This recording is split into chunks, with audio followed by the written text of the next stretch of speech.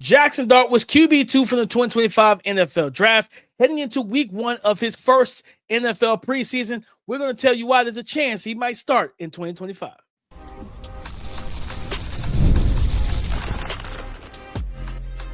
You are Locked On NFL Draft, your daily podcast covering the NFL Draft. Part of the Locked On Podcast Network, your team every day. Welcome back to the Locked On NFL Draft Podcast, your daily podcast covering your favorite draft prospects. Part of the Locked On Podcast Network, your team every day. I'm your boy, Damian Parsons. I'm an NFL draft analyst with Bleacher Report. That's my guy, Keith Sanchez. He's a director of scouting with the Draft Network and 2019 national champion with those LSU Tigers. And as always, thank you for making Locked On NFL Draft your first listen today and every day. Shout out for being our everydayers. Guys, Jaxson Dart, what are the expectations this week 1 of the NFL preseason? What's he done in camp? We're going to talk about all of that for the first round. He was the second quarterback off the board in the 2025 NFL Draft. Then we're going to talk about Rome Odunze. Is he geared up for a second-year breakout with Ben Johnson taking over for the Chicago Bears as the head coach and play caller, year 2 with Caleb Williams? And then we're going to close this thing out going over Bruce Feldman from the Athletics freak list. And there's going to be some names that probably we haven't watched yet that we need to write down and get eyes on for summer scouting. Jaxson Dart, Keith, expectations, he was QB2 of the 2025 NFL Draft. Guy at the New York Giants, Brian Daboll, Joe Shane, the GM and head coach. To me, it was kind of the Hail Mary. You know what I mean? Where it was kind of like I always feel like coaches on the hot seat or front offices on the hot seat entering that draft, if they don't have a quarterback, that's the one thing they're going to reach for and go after to say, maybe I can reset my clock. Yeah, that doesn't really happen. You look at Chicago Bears, they've done that crap twice. Did it with Justin Fields, with Matt Nagy and company. They did it last year as well with the coaching staff last year, and both of them were canned and before the season was over with. Like it did not buy them more time. It actually accelerated it because it was like, well, we got a rookie, and if you don't do right by the rookie, you're out of here, right? So, granted, if you think, and if you think about it, DP, if your ownership or team president, upper level, like top tier management, right? Then you wouldn't want them to do that because you're probably going to fire them anyway. And then now you're going to have to hire a new head coach who may not want that quarterback anyway, which we've seen happen time and time again, right? It makes things very difficult, Keith. Yeah. You know what I mean? You would think it would be more well thought out than it is, but today's NFL. It's not. It's really not. But what are the expectations, right? Heading into week 1 of the preseason, we know the preseason. Like, does Russell Wilson and Jameis Winston need the reps in the preseason? No, they are who they are. They, you know what I mean? Like Russell Wilson from the word out of camp and the clips, it looks like he's connecting well with Malik Neighbors down the field, red zone, things like that. Now the key is going to be, can you hit that intermediate portion of the field between the hashes in the middle of the field where Malik can navigate and work? That's never been a place that Russell Wilson thrived because of his height and things like that. He's more push it downfield or check it down. It's either feast or famine. If he can hit him in the short intermediate, especially those digs, stuff like that, like that'll really unlock this offense. But everything coming out of it is that those two are on the same page. Jaxson Dart should see a pretty decent amount of reps in week 1 of the preseason. What should the expectations be for him? Yeah, just with preseason. So I took this in 2 different capacities, right? Expectations for preseason, right? I think is that they try to get Jaxson Dart a good bit of run. You just talked about his reps, right? He gets some good reps. I think they're going to want to see him in very specific situations that kind of correlate, right, to being a starting quarterback. Meaning, does he get some kind of 2-minute offense type stuff, right? Does he get to do 4-minute offense? Is it one of those situations where he gets the opportunity to be able to drive the ball down the field and get your team set up for a field goal? So I think this is going to be a lot of trial and error for Jaxson Dart. And I think as the coaching staff, you want to put your young guy in this situation because the 2 veterans on the team, right? Russell Wilson and Jameis Winston, they're not kind of veterans, right? These are guys who played a lot of football over the past decade, right? So you don't need to see that from Jameis Winston. You don't need to see it from Russell Wilson, right? But what you want to do is you want to see it from Jaxson Dart because this is how I envision this playing out, DP. Um, Russell Wilson will be the starter, right? Mhm. And if everything doesn't go bad, then I think Russell Wilson will continue to start. To me, in my opinion, and this is, I'm gonna kind of wrap it all the way up, is that the ideal situation is Russell Wilson starts, and then the New York Giants are better than what people think because the New York Giants have a better quarterback than what they've had over the past 5 years, right? And Right, you right. finally get to see a Malik Neighbors, a Wan'Dale Robinson, a Jalen Hyatt, a Theo Johnson activated with this defensive front that they have on the other side of the football. And, Russell will continue to be the starter. But if it doesn't go as planned, DP, you want these preseason reps for Jaxson Dart to be able to translate into like, hey, by week 8, if we're doing really bad, if we're 2-6 or something like that, then we can go ahead and throw Jaxson Dart in because we know the fans are going to be calling for him. And we know that it's not a lot of teams that have the opportunity to kind of say no to the rookie quarterback that all the fans want. 100%. No, you're right, and that's why I feel like, because I don't believe the Giants are a good team right now. I think they're building towards that, and they made some good roster movements, and I think the whole moving Evan Neal to guard, like he's looked good playing guard in camp so far. In pass pro running, of course, run blocking was never really an issue for him. It was more so protecting the quarterback at right tackle. And he's looked fairly good at I think it's right guard. I think that's the right guard spot is open for them. So finding out like that front five and things like that to protect whoever's back there at quarterback. I do have a feeling that Jaxson Dart plays this year. I do have a feeling like sometime post week 8, I think Jaxson Dart will find his way onto the field. Do I think that's their plan, Keith? Probably not. Yeah, because I don't think it's their plan. Yeah, that's the twofold thing. If Jaxson Dart is playing, most likely you're not a very Something good team. Went wrong. Right? Something went wrong. And Brian Daboll, I think. Oh, I want to ask you this too: with Jaxson Dart playing, is that a sign that I'm trying to see the best way to phrase this. Jaxson Dart playing is not a good sign for Daboll, right? Because it means that they're probably not that good. But is there a possibility that you can buy into Daboll turning around with a rookie quarterback and being like, you know what, I'll bring you back for one more year in that type of situation? I think for that to happen, Daboll will have to pull the plug quickly, right? Can't pull the Atlanta Falcons and wait till the last 4 games.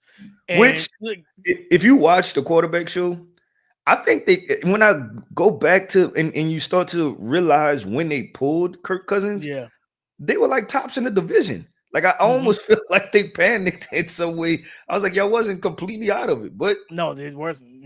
To each his own. His play started to go down. I think the Achilles was bothering him a little bit and stuff. And they said, no, we're not dealing with this. But like even back to the Desmond Ridder thing, like they waited till the last 4 games to figure out what they had in Ridder, and it was like, no, like that's not the move to make. So I think if Daboll does that. Like if the team is trending poorly, you're going into week 8, and like you said, you're 2-6, you're 1-7. And it's just like, listen, Russ, we appreciate you, man. But I gotta, my job's on the line here. I gotta get the young, because I think that's when you have to get the young quarterback out there because then if you coach him up well, let's say you win, you go 500 the rest of the way. Okay, the Maras, the owners of the Giants kind of say, you know what, we could probably keep you there. And Jaxson Dart, as you know, this was a guy some people might say much maligned on this pod when it came down to him, but we liked Jaxson Dart. We wanted consistency from Jaxson Dart. Yeah, we wanted to see him. I still feel the same way. Clutch time moments, big time moments, and big time fourth quarter, big drives.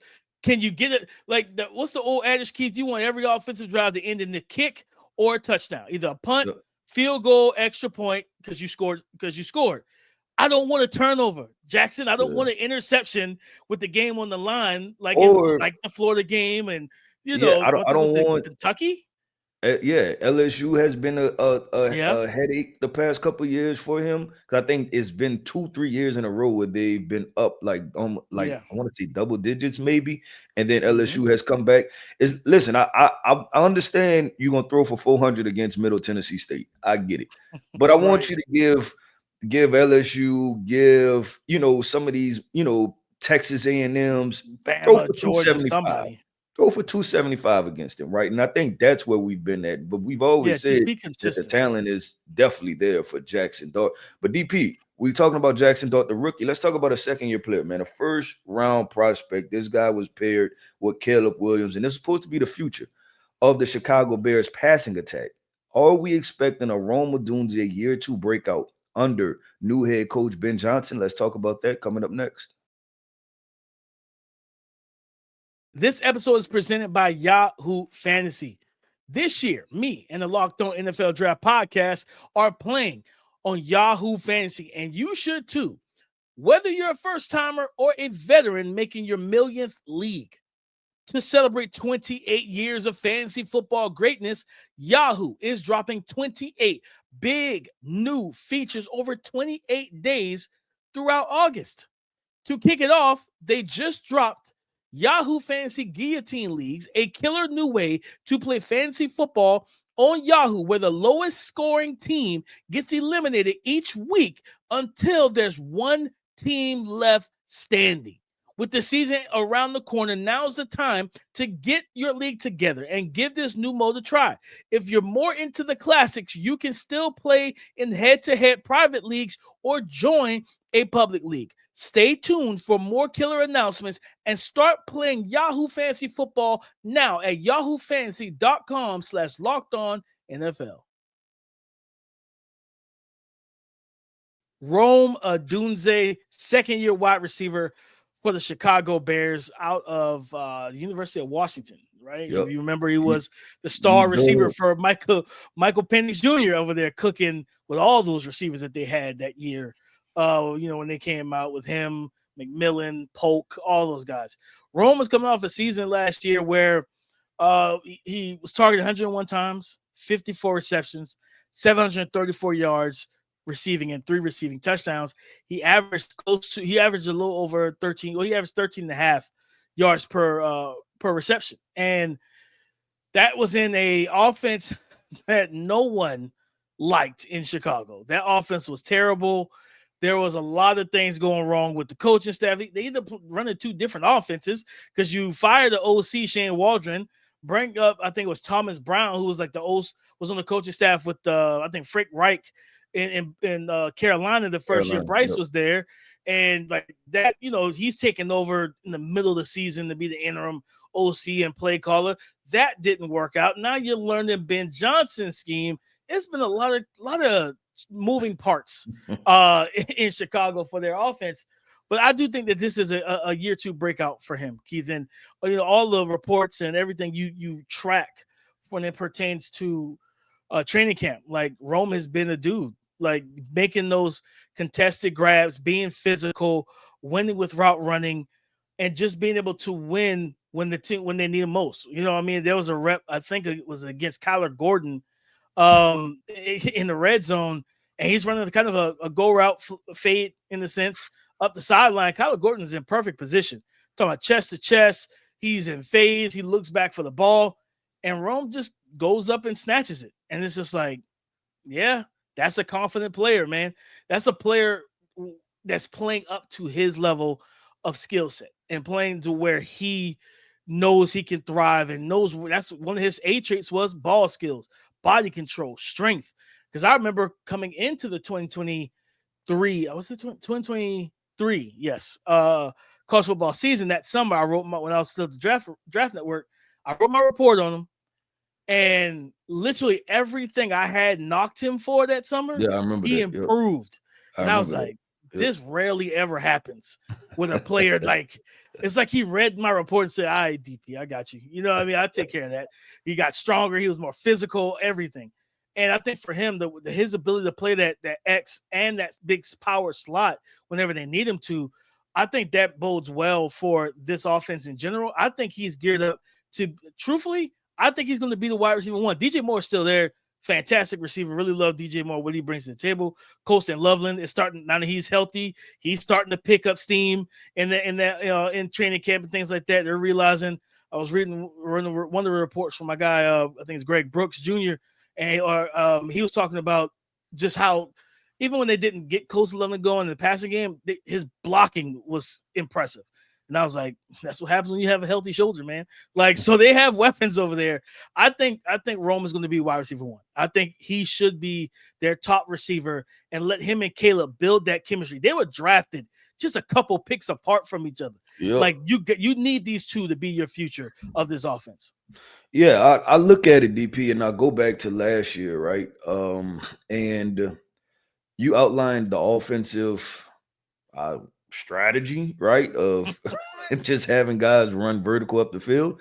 Wasn't necessarily that's what we want to call it, a strategy. Yeah, I'm not sure what to call it, but I'll say this: that I think just with Keenan Allen not being there, and I'm all for a veteran showing a young guy. So I think last year, even though it may have been unproductive for Rome, I think he'll look back on it at some point and be like, man, that 1 year really helped me turn the curve, right? Just having a veteran like Keenan Allen. The part where I'm saying that Keenan Allen not being there is because different caliber athletes, but I still thought that the usage of them was redundant. Because Rome is still kind of a build-up speed guy, right? Like he's a guy that starts to separate 25, 30 yards down the field. So you're almost dealing with 2 6-foot plus, long limb possession type wide receivers that thrive on contested catches, right? Throwing them the back shoulder, throwing it up to them work in the middle of the field, that I think that they kind of, unfortunately, especially in that offensive system, they kind of knocked off each other a little bit, right? Like it was not complementary pieces. So I think Rome being able to be the lone big body wide receiver, right? And looked in that capacity, then allowing guys like DJ Moore and Luther Burton to play their role, it will bode well for Rome Odunze. I have a question. You wrote you said you wrote your first report, right? In the 20, it was post 2023. Yeah, it was post the 2023 year, right? Going into the 2024 year. Is that right? No, post 2022. Post 2022 going into 2023. Yeah. Yeah, and the 2024 draft, which is insane that you got 3 different years combined in one. But I wanted to ask you, were there some things when you watched Rome last year, were there some things that was on the 2022 film for Rome and not the great stuff, but the okay stuff that you was like, he has to improve? Were there some things that you seen in that last year, or was it kind of all on the system? The one thing that, that I definitely remember that he still need to work on was his release package. It was still very repetitive, like one step jab releases, speed release outside, speed release inside. And it's like when you're in the NFL, you're going against these corners who are used to being on a boundary. You got to give them a little bit more. You got to move guys, especially in press coverage. Like, he's a big, strong, physical receiver, but you're also going against grown men who, on the outside, a lot of these corners are 6 foot, 6'1". You know what I mean? 195. Eric Stingley's of the world, who are, they're corners. They run a 4.4, but they're 200 pounds, right? Yeah, they're strong. So it's like, listen, you know what I mean? Let's go back and listen to Calvin Johnson, I think, when that matchup with him and Revis, and you're watching Revis jam Calvin, and Calvin's like 6'5", 230, and Revis is like 5'11", like 205. You know what I mean? It's like a height and weight difference, but Revis is strong. So it's like, you can't assume that because you're the taller, bigger guy, you're just going to be able to outmuscle that. So I want to see him add a little more variance at the line of scrimmage, because once you start doing that, you start forcing guys to open the gate, you make them zone turn, like you start getting by, you can easily be able to stack guys and get vertical. And I think where he thrives truly is in the intermediate part of the field. Those deep dig routes, those in cuts. He's a prototypical build of a number 1 wide receiver that doesn't mind doing the dirty work, that doesn't mind running in there with the linebackers and the safeties, or like he don't mind going in the swamp where he knows there's gators and crocs and stuff. Like, okay, I know that there's some trouble in here. These are troubled waters if you don't keep your head on the swivel, but I don't mind doing that. Where you see some guys, they want to play away from that area. They're like, I'll stay on the outside. I'll run maybe a slant here, there, crosser, things like that. Like, he don't mind doing those dirty work things. I want to see him improve his release package, win quicker, right? Like be physical. I'm cool with that. but your ability to separate it was good last year. He still separated. I need to see you win quicker at the line of scrimmage because that's gonna help your quarterback, especially with the fact that you don't know who your starting left tackle is going to be this year. Like they're going between Ozzie Trapillo and Braxton Jones, right? There's a rep where I think it was Caleb was running for his life, on their, I think it was Sunday, their scrimmage against the defense in the stadium. And I think it was a blitzer. And DeAndre Swift was just like, I don't know what he was doing.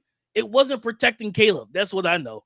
And Caleb ended up trying to float back and tried to throw the ball away, ended up throwing the interception because he's got pressure right in his face.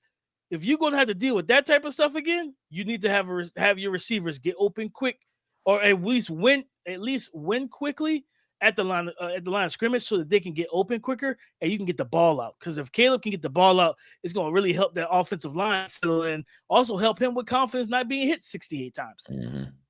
Yeah, no, I'm with that. I think I have a couple points real quick before we translate. First off, you talk about the offensive line.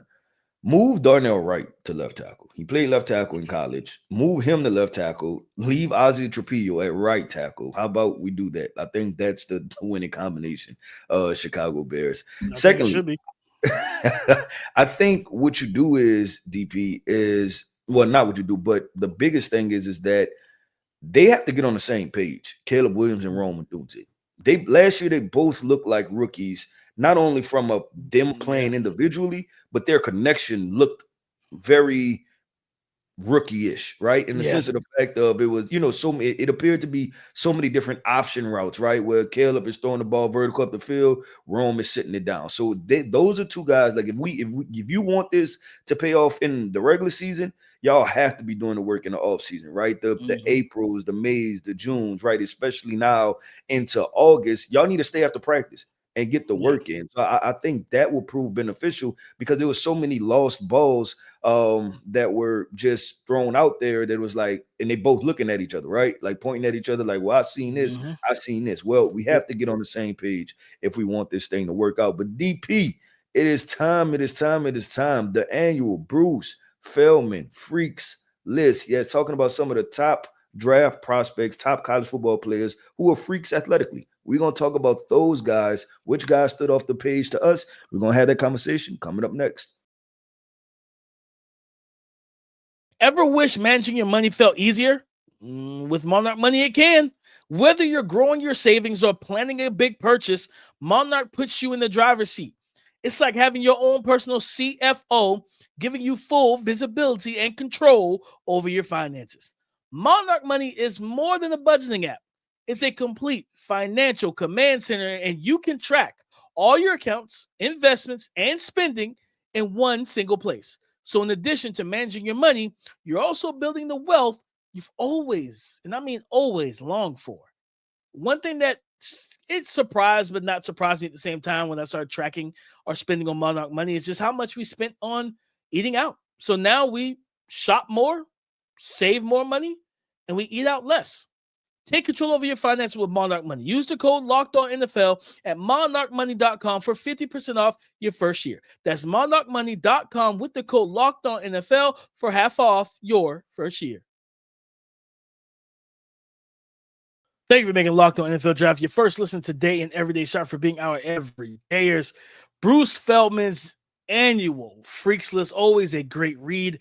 Go check it out at with The Athletic and New York Times, because I think the New York Times owns The Athletic now.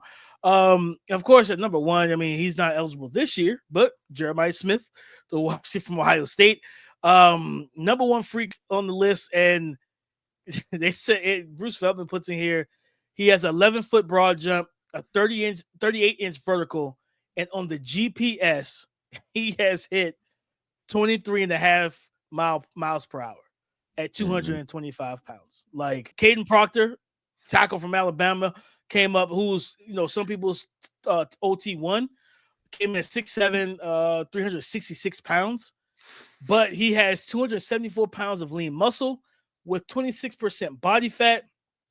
He, per Feldman, this summer, he squatted 815 pounds, bench 535, and power clean 405. He has a 32-inch vertical and a 9.3 broad at 366. which in just to put in some context, it's the same, which were basically the same as LeJounte Wester, who weighed 203 pounds less than Kadyn Proctor at the combine last year. So definitely keep Kadyn Proctor on your radar when Bama takes the field every Saturday, and just kick off in just a couple Saturdays, guys.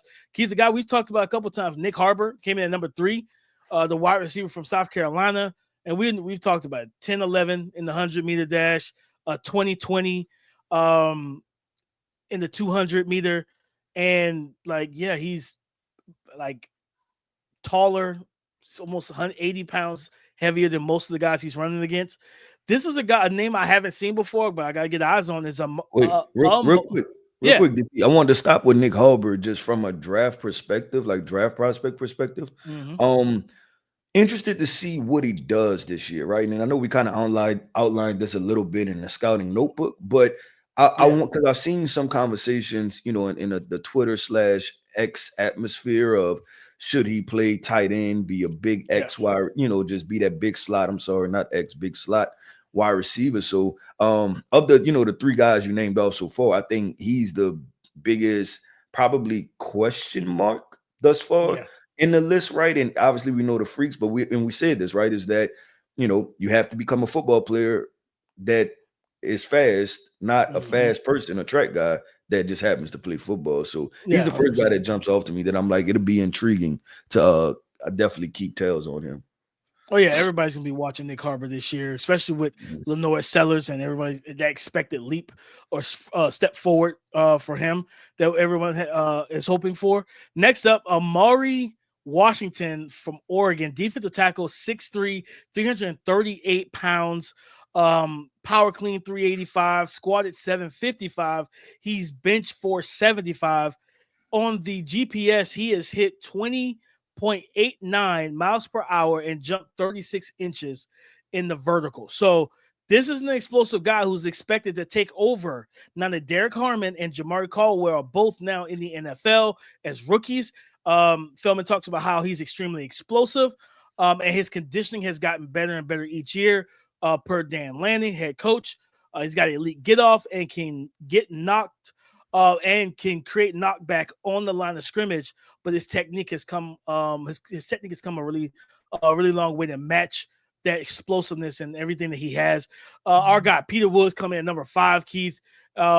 Peter Woods bench 490 with 34 reps at 225. He squatted 700 pounds, power clean 385, and he ran a 4.86 in the 40 with a 33-inch vertical. And this is a guy that's projected to go top 5. Like, Peter Woods is a projected top 5. We watched Mason Graham go 3rd overall to the Cleveland Browns, right? And people had questions about the arm strength and his size.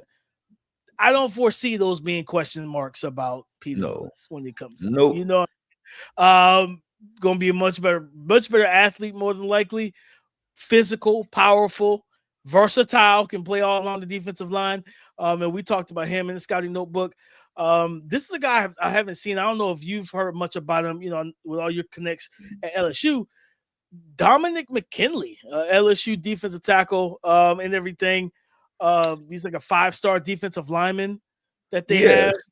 So I'm pretty sure, and I'm gonna have to look this up real quick, but I want to say he's a sophomore. I think he's an underclassman. He's an underclassman, but did hear a lot about him. He actually has a brother who I want to say just committed to LSU too. So it'll be a couple McKinleys in that defensive line room. But yeah, have heard a lot of great things about him.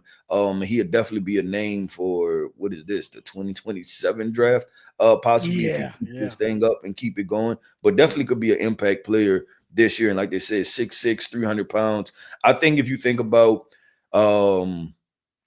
the easy comp that people are going to go with for him is Mason Smith from a couple years ago. Both of them were 6'5" plus guys, 300 pounds, good athletes, played their true freshman year, right?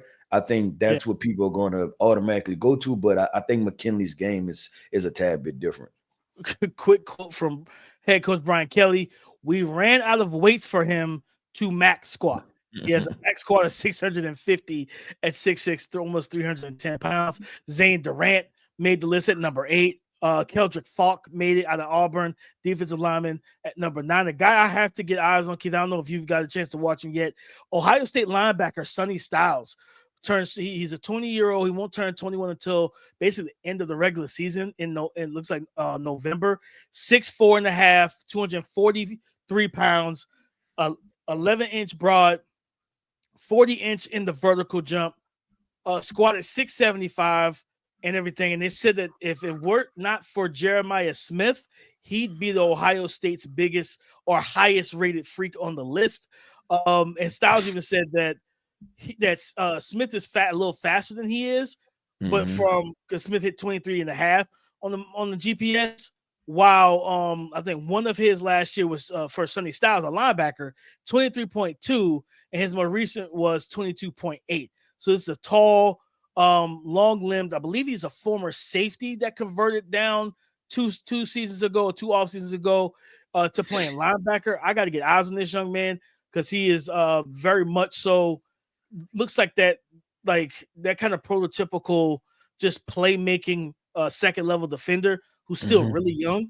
And then Kenyon Sadiq, the tight end from out of Oregon, that I haven't gotten a chance to watch. We probably talk about him before the season gets here. He came into Oregon 2 years ago at 6'3", 220. He's up to 255 now. So this is a guy that added on about he's added on about 12-13% body fat. He's trimmed down from 12 to 13% body fat to 10, but he's added another 35 pounds of looks like lean muscle. 41 and a half inch vert. Bench press is 435 and a power clean at 365. And I've seen clips of him. He's an athlete. He's athletic. Yeah. So the rumblings, and I don't know if you've heard the same rumblings, DP, but some people are saying just as of now, when you talk about athletic traits and projection, that he can clearly throw his hat in to be tight end 1. I've heard best tight end in this class. And that's just what I've heard. I haven't dove deep into the film yet, right? And he's a guy that I'm definitely circling for this upcoming season, but that's what I've heard as far as rumblings. And, just comparing athletic traits with, everything else that he has, that this guy can be tight end 1. Absolutely. I've heard the same thing. That's why I'm excited to get eyes on him. Just one other, like I said, it's a lot of guys. If you ever read the freaks list, it's long. So it's a lot of names. But the name that was kind of forgotten, Dante Corleone, the defensive tackle from Cincinnati, he made it at 14. You know what I mean? He's first team All Big 12 last year. So he's that kind of shorter, almost Warren Sapp type of D tackle. He's 6'1.5", but he's 336 pounds though. Bench is 485, squat 615, has a sumo deadlift of 585, big physical, low center of gravity guy, but also has quickness off the ball to be able to shoot gaps and create backfield penetration. So Keith, just some guys that we have to put on our list to keep eyes on. And, we haven't watched some of those guys this summer. I'm definitely going to get my eyes on Sadiq and Sonny Styles and stuff like that. You already know they were athletic, but just kind of now, all right, we got some verified numbers on these cats. Let's see if it translates to the film and see where it goes from there.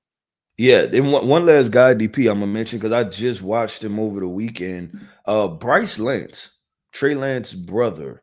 I've heard a lot about him. I haven't watched somebody to look after. I like this young man. I like him. I like what I see with him. So he made the list. He's kind of down the list. He was at 34, but they say he got a 40-inch vertical, listed at 6'3", 207 pounds. And I'll say this: he got some juice to him. He got some wiggle. So yeah. So definitely have to check him out and get into him. He's definitely another name to watch for this upcoming season. But DP, that wraps up another episode, man, of the Locked On NFL Draft Podcast. I want to end this podcast off by saying shout out to our everydayers. Thank you for tapping in with us each and every single day. Every listener is greatly appreciated here over at Locked On NFL Draft. I am Keith Sanchez. You can find me on X at The Talent Code. That right there is my guy, my co-host, Mr. Damian Parsons. You can find him on X at DP_NFL. And like we like to say, man, y'all come talk to us because we like to talk back.